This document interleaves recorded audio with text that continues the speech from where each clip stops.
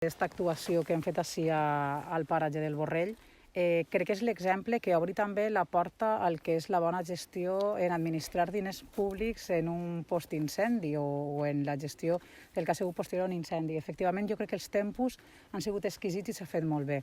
Unes ajudes molt importants en un moment d'emergència, un espai en el temps on la pròpia natura ha pogut descansar i regenerar el que ella per ella mateixa podia fer, amb un voluntariat al mig, que és una part jo crec que de les més emocionals d'aquest projecte, i posteriorment unes ajudes molt importants. La primera vegada que la Generalitat Valenciana donava aquesta quantia per a la restauració, podríem dir-ne, d'un espai que havia estat cremat. Quan actuem en un espai que s'ha cremat, no sols hem de pensar en la reforestació o restauració de l'espai, sinó en la prevenció futura, justament per a les zones que no s'han cremat i estan al voltant.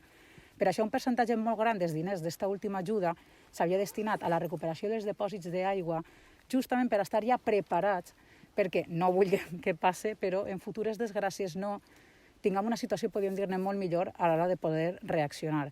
Per tant, dedicar en el projecte d'una restauració un percentatge molt alt a prevenció futura i una restauració era justament el que se venia reclamant des de fa molt de temps i jo crec que és un projecte que és un exemple en aquest aspecte.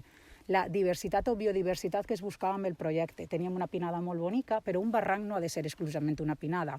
Per tant, s'ha pensat molt bé en les espècies que s'han plantat i en la seva situació perquè quan això crezca sigui un paratge nou amb una riquesa molt més de la que en el seu dia va tindre. I sobretot